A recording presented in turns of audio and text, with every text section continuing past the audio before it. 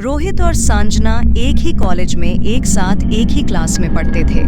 रोहित अपने पिता की तरह पॉलिटिक्स में बहुत इंटरेस्ट रखता था और कॉलेज में रोहित का छात्र नेता में सबसे ऊपर नाम था। उसके पिता देश के केंद्र सरकार के मंत्रिमंडल में उच्च पोजीशन में थे। रोहित जितना अधिक पॉलिटिक्स में स्ट्रांग था, उतना ही वो लड़कियों का दिल जीतने में भी स्ट्रांग रहता था। उसकी इमेज पूरे कॉलेज में बहुत अप पोजीशन पर थी। वो पढ़ाई के साथ खेलों में भी बहुत अच्छा था। जब भी किसी को भी कॉलेज में कोई भी मुसीबत होती तो उसका सॉल्यूशन रोहित के पास होता था। रोहित का दिल पॉलिटिक्स के अलावा किसी और पर भी आ गया था। उसका नाम संजना था। संजना बहुत ही खूबसूरत थी। वह इंग्लिश डिक्शनरी में ब्यूटीफुल वर्ड का सबसे बेस्ट एग्जाम्पल थी। संजना बहुत ही शर्मीले स्वभाव और भोली सी सूरत की थी, जो बहुत प्यारी थी। संजना मन ही मन रोहित को चाहती थी, लेकिन वह कह नहीं पाती थी क्योंकि उसे यह डर था कि कहीं रोहित मना न कर दें, क्योंकि रोहित बहुत अमीर घर से बिलोंग करता था, तो वहीं संजना एक मिडिल क्लास फैमिली से थी। एक दिन संजना कॉलेज से घर की ओर जा रही थी। रास्ते में उसे रोहित मिला। दोनों की नजरें एक दूसरे को देखने लगी, जैसे कई जन्मों की बात कर रहे हों। फिर कुछ मिनटों के बाद दोनों ने एक दूसरे से नजर हटाई और नीचे की ओर झुकाई। रोहित बाइक पर अलग डायरेक्शन में निकल पड़ा, तो वहीं संजना अलग डायरेक्शन में। दोनों एक दूसरे से काफी दूर हो गए थे। तभी संजना को कुछ लड़के छेड़ने लगे जो कॉलेज के ही थे। संजना काफी घबरा गई और वहां से तेज स्पीड में दौड़ने लगी। रोहित को अचानक से संजना के पास कोई काम याद आ गया। वह मुड़ा और अपनी बाइक की तेज स्पीड से संजना की तरफ गया, लेकिन वह अचंभित रह गया जब देखा कि संजना वहां मौजूद नहीं थी। रोहित को वही लड़के दिखे।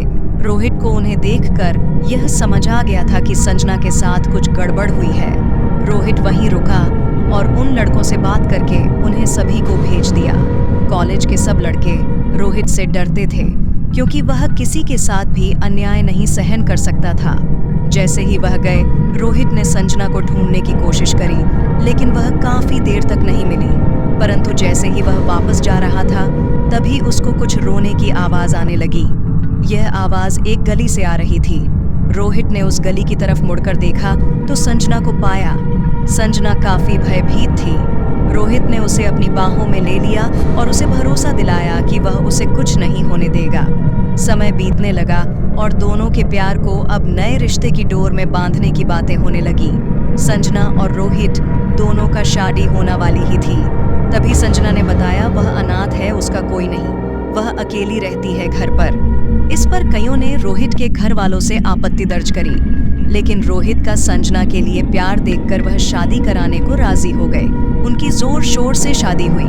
दोनों एक दूसरे में बेहद खुश थे। 3 अगस्त 2020 इस तारीख का प्लान बनाकर दोनों अपना हनीमून मनाने हिमाचल प्रदेश के शहर शिमला पहुंचे। शिमला के प्रसिद्ध रेस्टोरेंट शिमला पैराडाइज में अपने प्यार भरे पल बिताने के लिए वे वहां एक कमरा बुक करते हैं। रोहित ने संजना से कमरा चुनने को कहा। वह रेस्टोरेंट 7 मंजिला था।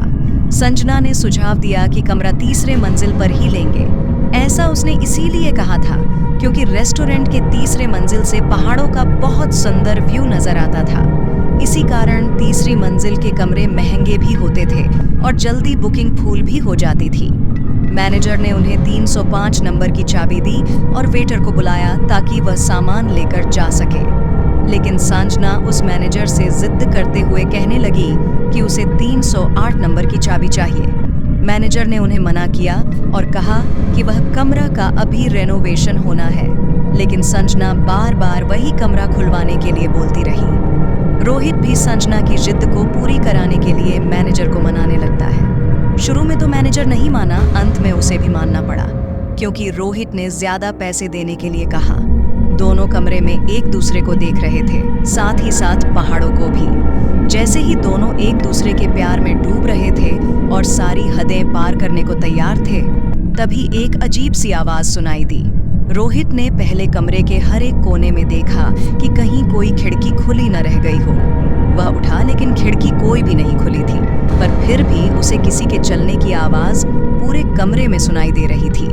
वह डर के मारे बेड पर मुड़कर देखने लगा, लेकिन वह देखकर अचंभित रह गया। वहां संजना मौजूद नहीं थी। वह डर चुका था। पूरे कमरे में वह अब संजना संजना चिल्लाने लगा। कमरे के बाहर जाने की कोशिश करता, लेकिन कमरा मानो किसी ने बाहर से बंद कर दिया हो। यह पहली बार था कि रोहित डर के मारे रोने लगा हो। अचानक से उस कमरे की लाइट जल बुझ करने लगी और बाथरूम से पानी चलने की आवाज आती है। वह दौड़ते हुए बाथरूम की तरफ पहुंचता है। जैसे ही वह उधर पहुंचता है, पानी की आवाज बंद हो जाती है। रोहित, जानू कहाँ ढूंढ रहे हो मुझे? आओ मेरे पास, संजना की आवाज आने लगी। रोहित देखता है कि संजना बालकनी में खड़ी हुई होती है। जैसे ही रोहित डर के मारे उससे लिपटने के लिए बढ़ता है, संजना एकदम से गायब हो जाती है और रोहित पहाड़ से नीचे गिर जाता है। उसकी मौत हो जाती है। अगले दिन उसकी लाश पहाड़ से बरामद होती है। इंस्पेक्टर गब्बर सिंह को तहकीकात करने की जिम्मेदारी मिलती है। उस लाश के पोस्टमार्टम रिपोर्ट के मुताबिक रोहित की मौत से पहले उसकी धड़कन काफी तेज चल रही होती है। इंस्पेक्टर संजना को ढूंढने की कोशिश करते हैं, लेकिन उन्हें संजना का कहीं नहीं पता चलता। मैनेजर से इंस्पेक्टर कैमरे की सीसीटीवी फुटेज मांगता है, परंतु वह रिकॉर्डिंग देखकर परेशान हो जाता है। कैमरे की रिकॉर्डिंग में संजना कहीं नहीं दिख रही होती है। इंस्पेक्टर को यह मैनेजर की चाल लगती है। इंस्पेक्टर रोहित के घर पर उसकी मौत की खबर लेकर पहुंचता है। सभी परिवार वाले रोने लग जाते हैं। इसी वक्त रोहित का भाई इंस्पेक्टर से संजना के बारे में पूछता है। इंस्पेक्टर कहता है कि कमरे में तो हमें कोई नहीं मिला।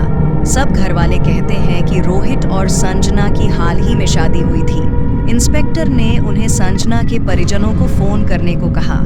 इंस्पेक्टर को फिर पता चला कि संजना का तो कोई है ही नहीं। वह कॉलेज में भी पता करने गया तो पता चला कि कॉलेज में संजना नाम की किसी लड़की ने कभी एडमिशन ही नहीं लिया था। वह वाकई में एक भूत थी।